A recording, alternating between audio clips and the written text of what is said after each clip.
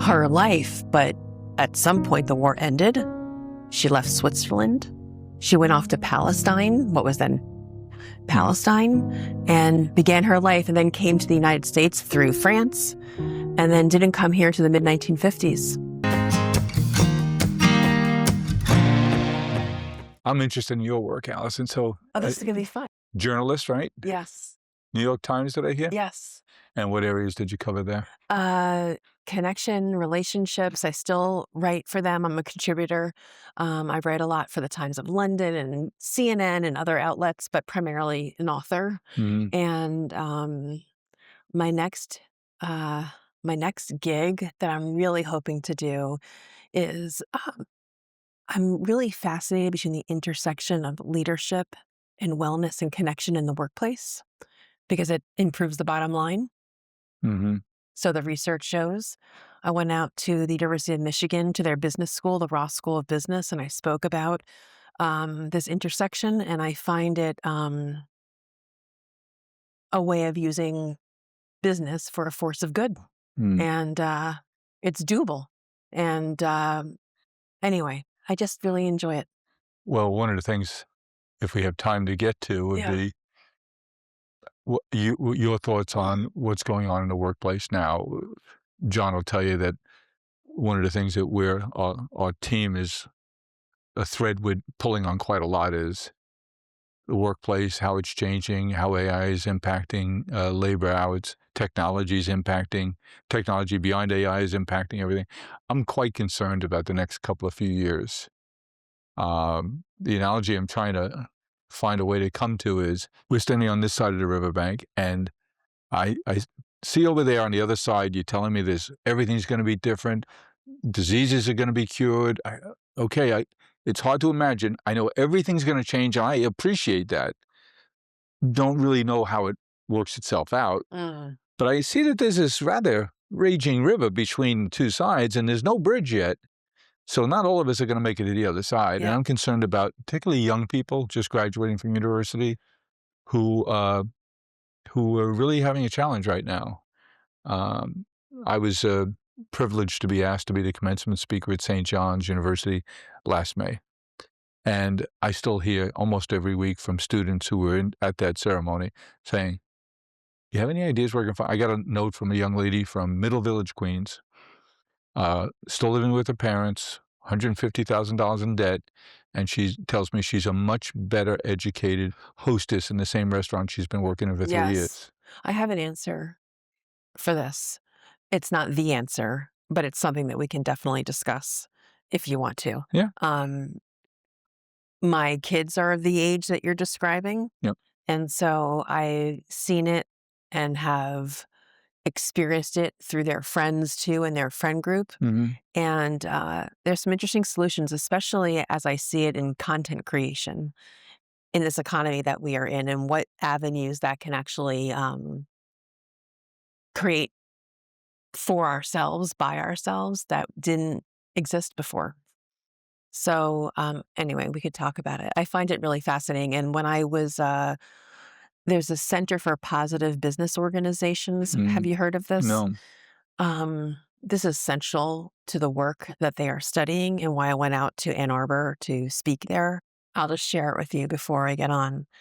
I went to Georgetown, graduated from Georgetown, so proud to go to Georgetown, always wanted to go to Georgetown. It took me 3 times to get in. 3 applications. I applied when I was a senior, rejected. I applied when I was a freshman to transfer in as a sophomore, rejected. Sophomore year is my final shot. Yeah. So I spent my spring break. I flew to Washington.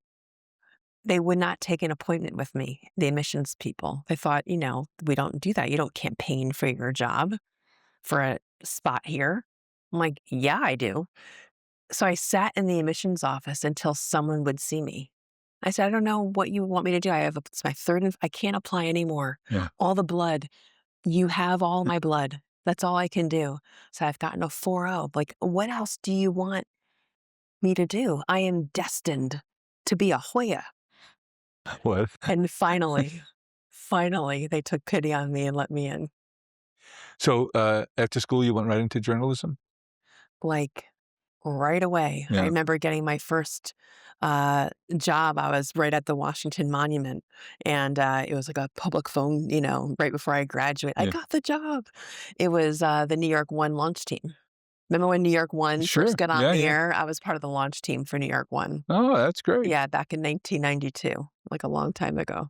That was my first TV gig, and I've been a TV producer for years and then slowly pivoted, which really happened gradually, but really switched into high gear 9/11. Um, I was at NBC News and nearly killed. Pardon me? I was at NBC News and nearly killed that day. And so that really changed how I wanted to spend my professional time. Wow. It was a slow shift, but certainly went into higher gear after September 11th. Yeah. Yeah. So Mm. now I'm mostly print and digital, and I write books and would love to write and produce and script and spend a lot more time talking about really business and well-being and connection, and because I think there's a lot of corporate potential to make a real difference.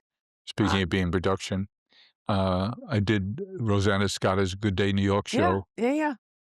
a few weeks ago, 4 weeks ago, and, all, women in production. Yeah, yeah, yeah, yeah, Mm, yeah. mm.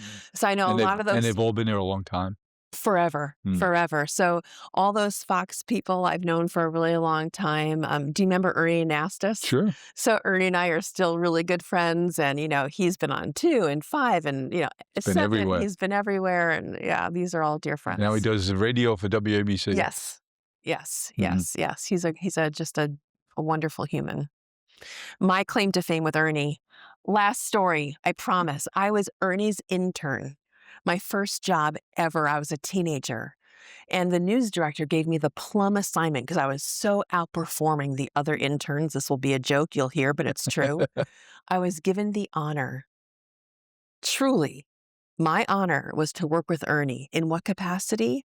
To separate his fan mail. How? Everyone and the people who were Greek. Is that right? The Greek fans got special Ernie attention, and then all the other fan letters were off. So my job was to separate. Yes, Mhm. which he still remembers. That's hot stuff. Yeah. So how did you get connected with Dr. Ruth? I wrote an article for the New York Times about Dr. Ruth's quest to become New York State's ambassador to loneliness. Is that something she pursued? Oh, with doggedness. She wanted something, she would go after it, and there was no uh, stopping her. She knew she had something to contribute. Mm. Uh, she had, in her own words, I'm not speaking out of turn, suffered from loneliness throughout her entire life. And she knew, So as a result of trauma? boy, there are many things. When she was I know 10 her years early life is old, just an amazing story. when she was 10 years old, she was growing up in Germany, a German Jewish family, Yeah. and the Nazi had already come for her father, and her grandmother and her mother put her on a train, the Kinder Transport, to save her life. So she, along with other children, were sent to Switzerland. She was put in a children's home, an orphanage, and for a time, letters would come from her mother, from her grandmother, and over time, the letters stopped. And so she continued her life, but at some point the war ended. She left Switzerland. She went off to Palestine, what was then Mhm. Palestine, and began her life, and then came to the United States through France, and then didn't come here to the mid 1950s, and began her life anew. And so she knew the loneliness of being an orphan. She knew the loneliness of being a refugee. And eventually she married 3 times. Really? And the love of her life, Fred Westheimer, Um, he died years and years ago, and so she knew the loneliness of being a widow, Mm. and so she had a lot to say.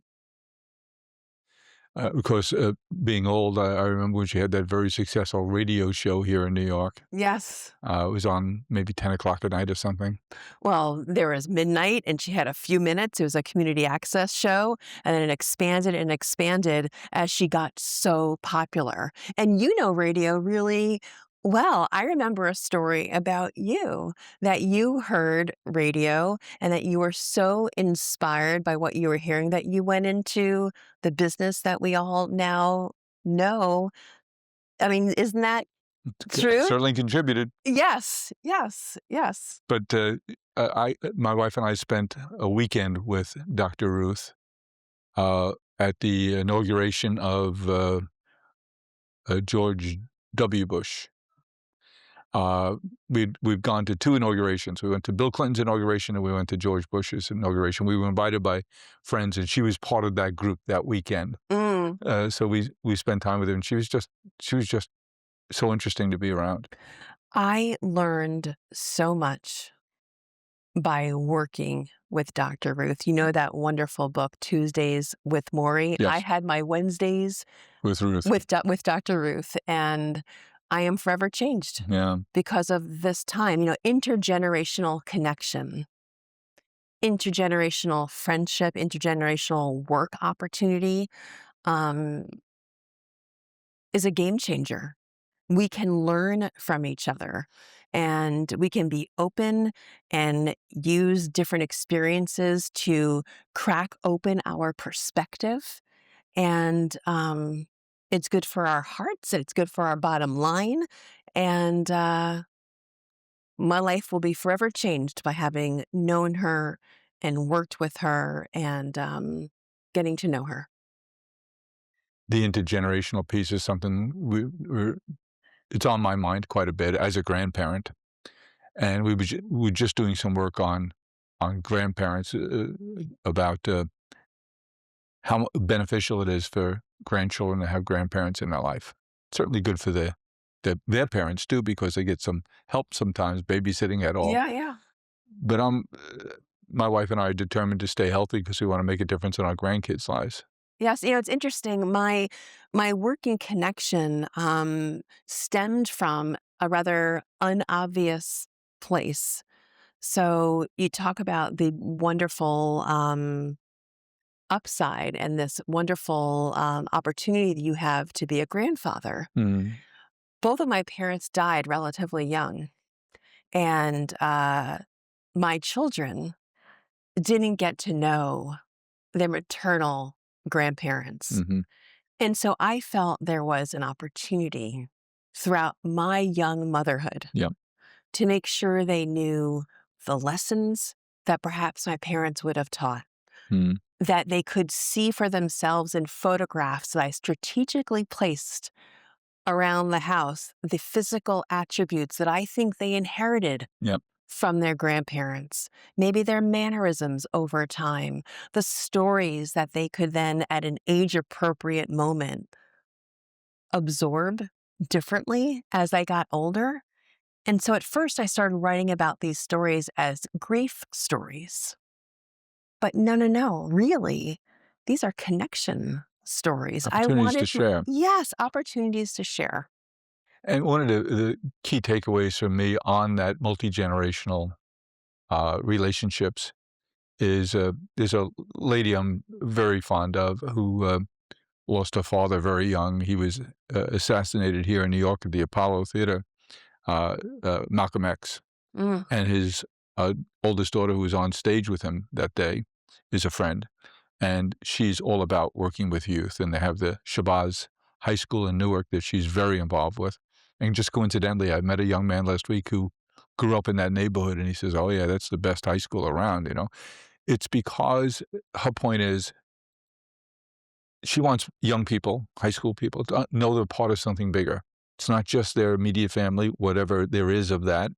It's not just the school or the team they're on, because the more you have a sense you're part of something bigger, the more you go through the question marks. If I were to do that behavior and it would be discovered, how would my different concentric groups that I'm part of react to that? Well, what you're talking about really is about community. Absolutely. Once you feel seen, once you feel like you matter, that's when you step up and you start contributing.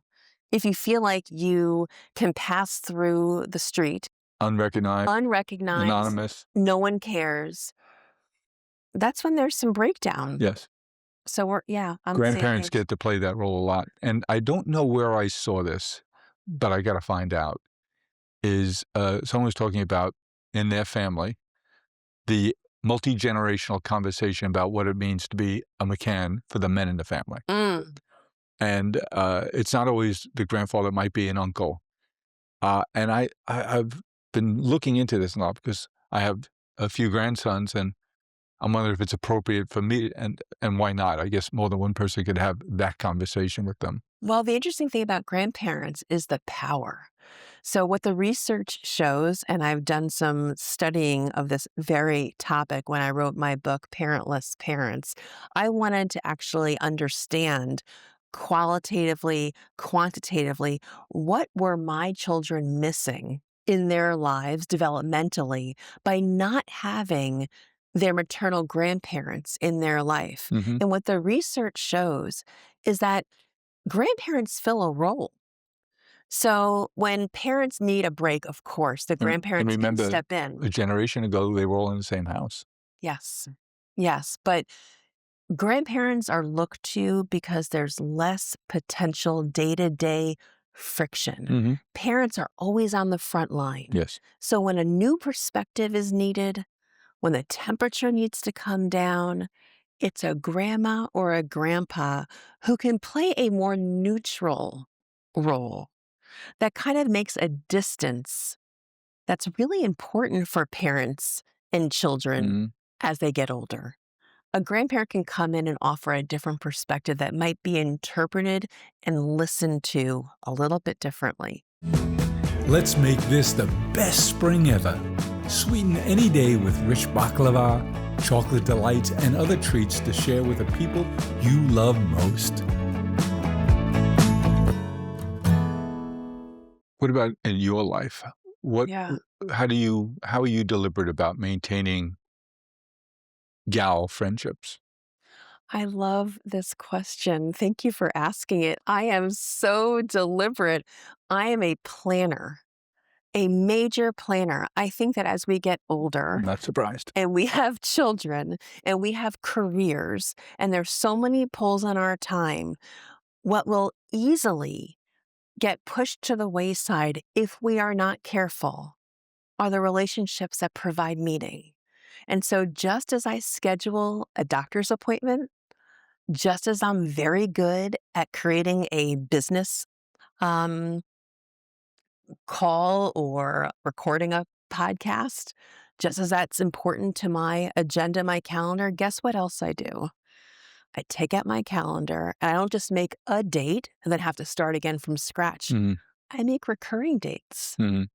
For example, the first Friday of every month, I meet a really dear friend for coffee. Mhm. That removes the friction and the headwind of having to make that appointment again And and because it's again so and easy again. for it to fall if you do Of that. course. But if it's the first Friday of every month, It's already calendared. it's already calendared. And for us Is who that in live, person? what? In person? Yes. Virtual coffee, virtual connection, I am Helps. not saying it's not bad. It's not the same. It's not the same. So when you can, if you can use your technology to fuel in-person connection, if you can, when you can, Mhm. that's always the best and highest use of technology. Your husband, is he deliberate about his guy friends? It's interesting. My husband and I have met and have known each other and have loved each other for a very long time, and I've seen a shift. So we met as teenagers. We met at camp. So it'll be 30 years this year of Wow. us being married. So I've seen, You're rookies. yeah. How long have you been married? Over 50. Oh, really? Wow. What is your secret? I married a saint. She's had to put up with a lot. Wow. Wow. Being around a crazy, hardworking, poor, not so smart entrepreneur is a little bit draining. What is your secret to a long, wonderful marriage? What is your secret? Uh, I don't know what the secret is. I think was very, very, very lucky. Uh, she's an only child. I'm the oldest of 5. She grew up in Western Pennsylvania, so her parents are gone now. They lived into their 80s, and they were a wonderful influence on our kids' lives. But I think when I say it's part of the luck is we have 3 kids, 7 grandkids, and they all live right nearby. So we try to be a positive part in their lives, and that works out really well. I think if you just focused on you, Yeah. there's more possibilities for things to go awry. But when Mhm. you think about it's not just us, we're part and an important part of a family.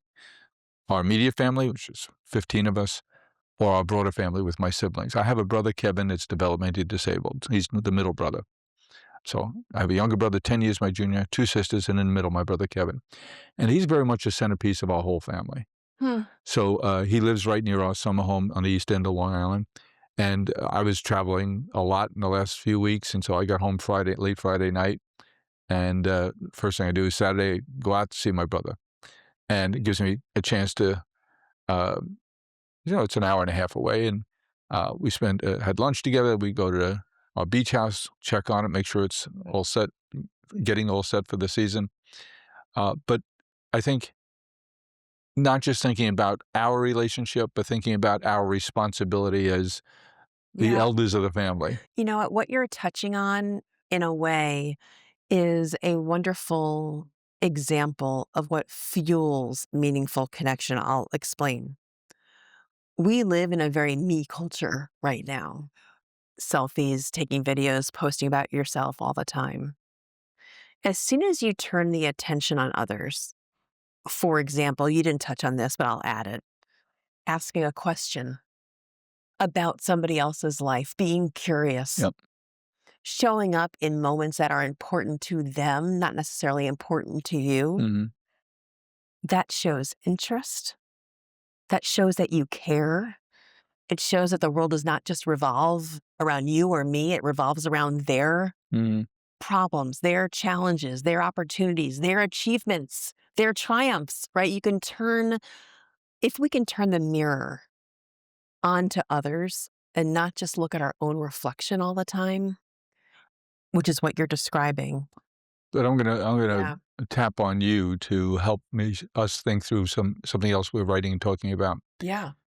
So I'm a generation older than you, and my wife and I chat a lot about we have to be deliberate about maintaining our social networks too, especially at our life stage. Mm. So many of our friends are retired, and so our network shrinks. We're deliberate about growing it too. Yep. But I played golf with a friend last year who's 92 years old. Mm. He lost his wife three years ago. I think it's 3 years ago. And we had a very candid conversation on the golf course. And he's still a good golfer, and he's a wonderful guy. And he said to me, toughest thing about getting old is that you outlive your family and your friends. Yeah. Yeah. And he said, it gets lonely. Going back to what you Lonely in a talked, crowd. lonely in a crowd, but you were talking before, this is so relevant about intergenerational connection. So what Dr. Ruth this is what she would say, and she lived her life in this way. She never wanted to be a full-time therapist. Why? Because she loved being in the classroom with younger people, Mm, students. They were energizing to her. They yep. lifted her up. She didn't want to be in a four-walled office seeing Yep. patients all day. She wanted to meet the young people and be where they are. And so she lived this life of intergenerational connection on purpose throughout her career. So it wasn't accidental, it was intentional. And I think that's a really important lesson to consider. So when we get older, you were describing rightfully so, Mm. the social circle shifts. For some people, it gets smaller. So how can we reframe Hmm. where the friends are? They may not be And you can where they make have always been. exactly. Yes. You can still make new friends. You can make new friends. I love that. Instead of going out to dinner by yourself and sitting alone, sit at the bar. Yes. There's Which, people to your left, there's people to your right. which by the There's way, is a real bartender. rage now. Yes. Have you noticed that? Yes. It's the Yes. hottest seat to get in the house now. That is true. Because sitting at the bar, instead of you feeling that there is an awkward spotlight on you sitting alone, Yeah. where when you're seated and they ask you how many in your party and you say you're one, Yeah. and they whisk away the other setting and you feel terrible, when you sit at the bar hmm from behind, you can't tell who came by themselves and who came with a friend. I was at a guest at a golf club in Florida uh, with 3 friends.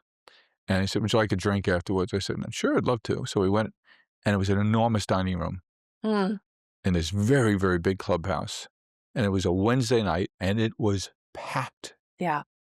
And they had a bar that was a rectangular, but not rectangular in shape. It was different curves in it, but it was a very big bar. I bet there were 55, 60 people seated at the bar. Mm, And I said to him, what's going on here? He said, we put in this new program. You put a bunch of money up front, and then your meals for the season are half off. And he said, so Wednesday night, Thursday night, this place is packed. I said, I've never seen a place this busy I love for that. a club. And he said, the hardest seat to get is some people have that same reserved seat at the bar all the time. And communities form and develop. I thought, Yeah. what a great idea. But here's the trick, I think, for anyone who is watching or listening. Even though there is a seat there, even though it may be wonderful once you are there, for some people, it's really hard to get there. It's hard to break the inertia of being home alone, sitting on your couch, watching TV, scrolling on your phone, binging Netflix or Prime or Hulu or Apple TV. It's really hard to break patterns that make you stick to the chair. So you wrote about that in the book. Yes. Did you finish with Dr. Ruth? Yes. How far did you get into the book while she was still around? Oh, we finished the book. Yeah, what a great pleasure. In fact, I'll tell you a wonderful story. And the name of the book? The Joy of Connections. The Joy of Connections. So you're already into the practical tips that you gave into the book here. So pull Yeah, on that so point. there are 100 opportunities for meeting people, nurturing connections, to get over that headwind of not knowing how to create friendship, deeper, better romantic relationships. We were talking about community before. Where is community? Where can you find it? It changes as we get older. How can you recalibrate? But also, very importantly, how do we navigate technology today? How can we also reflect on what brings us joy? When we talk about connection, it's odd to say that we need to actually look in the mirror and decide what is going to actually make us happy. Because what makes you happy in your downtime may not make me happy. You mentioned golf a few times. I don't play golf. So what is But it? golf is an excuse for men to socialize, particularly men. Correct. I'm using golf as code for think about what actually makes you happy. If you're normally someone who says, sure, I'll come along with that. It's not really my cup of tea, but I'll just drag my Yep. feet, and you have to pull someone around. Mhm. That's not a good recipe Yep. for leaning in to what you're passionate about. So when I mean self-reflection, what Dr. Ruth would mean about self Mhm. and looking at yourself when it comes to connection, what makes you happy? What makes you tick? Find those people and those activities, but that requires you to be real. Her awareness of rather being in the classroom than in a therapy session. Correct. Allison, what's the line between loneliness and depression? Oh, that is a very, very good question. So, of course, it's individual, but here's where there's the problem and what to look out for. Yes. When what you do online is displacing or replacing consistently what you are choosing not to do in person, if the scales are becoming so different That's when we need to sit up and pay attention. It's very easy to say no to invitations because you have entertainment at home. It's very easy to say, ugh, I don't want to get dressed because there's infinite Mm. activity to do at home. And so if you're finding yourself withdrawing because it's now becoming more of a challenge to make the effort, and you are no longer or as frequently devoting yourself to in-person activities that can bring connection, those are the scales you need to pay attention to. So you're a big fan of remote work, huh? It's interesting. I know where you're going, and I'm not a denier of where we are with technology. I'm not a denier of the upside of hybrid work either. Mm-hmm. If you are a young parent, if you are someone who's caring for an aging parent, A caregiver, yeah. there are reasons why some people have the opportunity to take advantage of hybrid or fully remote work.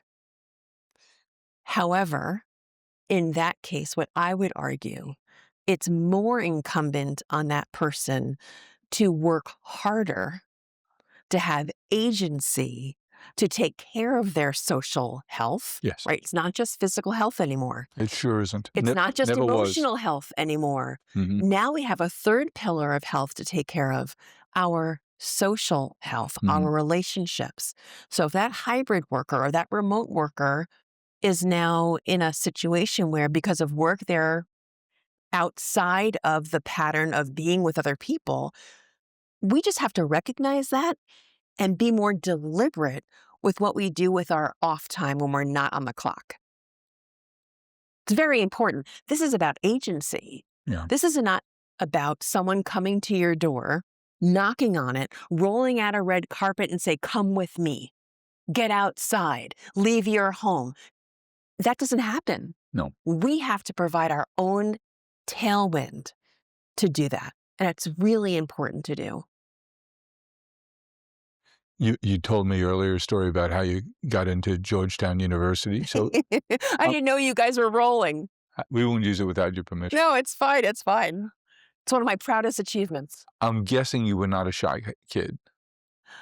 I had the worst problem as a kid. The worst problem as a kid is having red hair. Why is that a problem? Because You got reds in my family. any child who Gingers, they call themselves. any child who has a personality, questions authority a little bit, is a jokester, any of those things, when the teacher looks up, who do they see? I didn't realize. I never would have guessed you were going there. Who do they see? Allison? I was in the principal's office With some regularity. with some very regularity. And right here in town, right? I grew up in the Bronx. In the Bronx town? Yeah. Yeah. Hmm. I was a pretty bad actor in elementary school Yeah. and middle school. I was in trouble a lot. I wanted to connect all the time with my classmates when they should have been studying. I was a connector. Being in the entertainment industry as a producer and in all different facets. Did you ever do anything in theater as a kid? I loved theater. You know what my hope was to be, but I had no talent? I wanted to be Annie on Broadway. Of course. Of course. I was a theater minor at Georgetown. No kidding. I was. I love the theater, and I'm a big supporter of the theater. I love going to the theater, and my secret wish, if I were to wake up with any talent whatsoever, it would be to belt out a song on a Broadway stage. But that'll never happen because I'm really not talented. Never say never. You can still do it. Doesn't mean it's going to be good. Oh my gosh. What is your secret wish? What do you wish? I don't know, but on the theater side, I had a wonderful evening on Saturday night. My 12-year-old grandson, who's, I guess, 7th grade, middle school, decided on his own to go out for the school play. And we went Saturday night. They did 4 performances, Thursday, Friday, Saturday afternoon, Saturday night. We got back in time for Saturday night. I loved it because this is a kid that he goes out for sports knowing he's not going to be the star of the team and probably the last kid on the bench, but he wants to be part of the group, and I love he works that. hard at it. And he decided on his own to try. I think I expressed myself that night. My son and daughter-in-law are sick of hearing me say this since Saturday night, but I think you shouldn't be allowed to graduate from high school unless you have a second language, Mm, technology skills, computer skills, a musical instrument, mm. and you've done something in the theater, whether it's a stagehand or on stage. I just think it's I so love good for that. kids. I love that. I would add to that list eye contact, communication skills, being able to have a conversation Public speaking. with someone older than you Mm-hmm. and feel like you have something to contribute despite an age difference, Mm-hmm. because everyone does. I would add all of that to that. I think that's something that is an opportunity. If you get comfortable in your own skin to have a conversation and to listen and then respond instead of just talk Mm-hmm. and wait for your next time to talk. Set the stage for delicious moments this spring, complete with gourmet food and premium wine. From the first sip to the last bite, you'll find everything you need to make family dinners and celebrations memorable. I just shared with the team today, just before you got here. I got a note the other day from I'm privileged to be part of a men's group, 10 people. I'm the youngest by 14 years. I So- love that. So some of us are up there. So it's intergenerational almost. And but these are men I love and admire. And we spend time together a couple of times, once or twice a year. We used to go to a baseball spring training together for a weekend. Just the guys would go, and we'd drink good wine, talk a lot of baseball, and then we'd have some really serious conversations I've never had with other men in my life. Are you still a Mets fan? Oh, yes, unfortunately. No, fortunately. And one of them just sent me, he was a #1 family lawyer, divorce lawyer in Northern California. And I can't believe it. He's already retiring on his 95th birthday. I mean, he's been the #1 lawyer through his 95th year. Wow. Wow. But he's such a good writer now. And he wrote this wonderful note to us the other day about his career and how he thinks about it. But that spending time with older men who I love and admire and Yeah. respect. And we were talking about retirement earlier and its different forms, something else I'm interested in, because we were talking about relationships my wife and I, Mary, were managing. Some of our friends are getting retired and then they're going to Florida. Yeah. Now, Yeah. we have a place in Florida, but we don't get very much time down there because we're too busy. Yeah. But if they go to the East Coast, we're on the West Coast, when are we going to see them again? And so that your circle narrows and narrows. And so we're having that conversation about, but having the opportunity to have intergenerational conversations, or at least with serious older people you admire and respect. It was just a few years ago, Saturday night dinner, and it was a mixed set of religions around the table. And I asked this question about how important is religion to you? Do you genuinely have faith, and how has that changed in your life? And I was shocked, Allison. These are men I thought were quite religious and saying, I don't know. It was a multi-hour conversation. I would not admit easily that there were some tears involved here and there, How did you come up with that prompt? because it's been something I've been talking about. Yeah. And my wife and I were not very diligent about exposing it. We were like, I grew up Catholic. My wife's Presbyterian, so we raised our kids in a Catholic faith. They went to school, but we weren't serious about our faith and religion as much as I think we should be. But I'm very pleased that my children are taking it much more seriously with their kids now, Yeah. exposing them, having conversations with them about role of religion and faith and the different kinds of religions. But it was such an important conversation for me to have with men I so admire and Yes. respect. None of them are really retired. The 95-year-old is the first one to pull the plug. But what you've just talked about, by the way, by offering an opportunity to discuss something of substance, that is a great avenue for anyone to connect, but especially because we're talking about men. Yes. Having a subject. I think men have a harder time than women, right? Having a subject, having a prompt, having something specific as a way of generating more authenticity, more vulnerability. That's really hard. Mm. Some men have a really hard time admitting when they need help, when they're having a problem. But we know, here's what we know. If you admit when something doesn't feel perfect, when things aren't absolutely with a cherry on top, Yeah. guess what happens when you admit that? What? You allow other people to admit that their life isn't perfect too. And we could stop being performative. And when you stop being performative and you're admitting the real stuff, that's where we allow real relationship to take place. And But is it's it hard to be vulnerable. It's hard to be Yes. authentic. And so, especially for yes. us? Yeah. And so with you having an opportunity to have this prompt, it's a path. It's not the only path, but I think it's a great path that you created.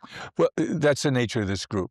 You know, Yeah. they'll be probative about issues. And in years gone by, I remember a conversation about what was your relationship with your father like growing up. My God, the things. But I don't have a lot of friends that I would talk to about those kinds of things.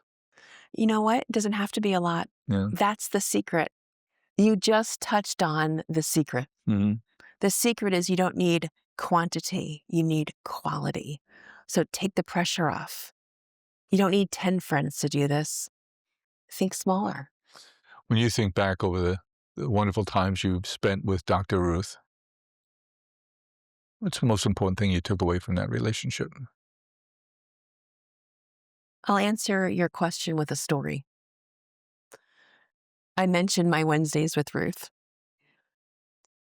So we would meet in her apartment in Washington Heights. It would be me traveling to her. It's like having an audience with the Queen. Mm-hmm. And we'd work on the book together. And an hour would go by, 2 hours would go by, a half an hour would go by, whenever the session was over. I would not be allowed to leave without doing one thing. And she would ask me the following question to end every time we were together. She would ask me, "When will I see you again?" This is an amazing question.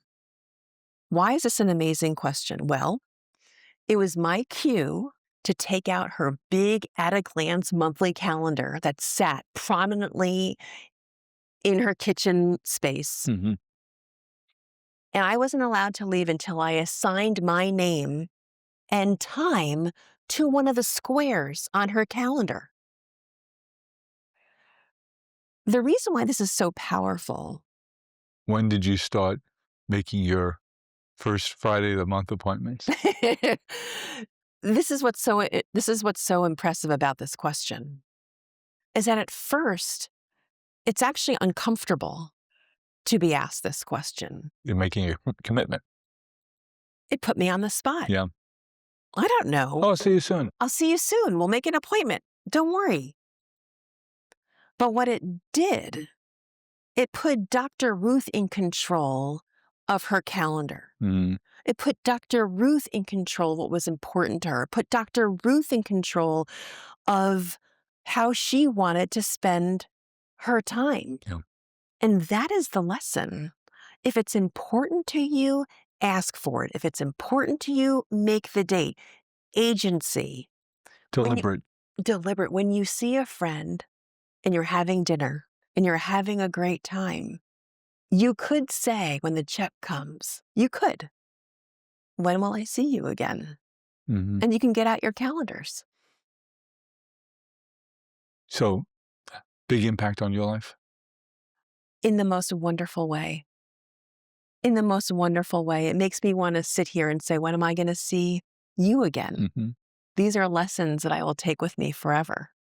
What in the book, The Joy of Connection, what do you first of all, I love the idea of the joy of, because you just continued a Yes. long theme. Yes.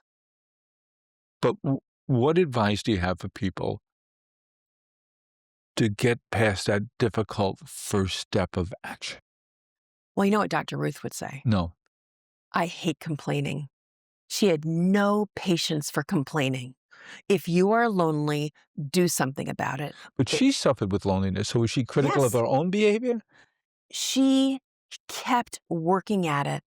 Here's the greatest secret about Dr. Ruth, which I love so much. You talk about intergenerational connection. Huh. She collected friends like gems. She would not just have a new friend so somebody else would be out of the mix.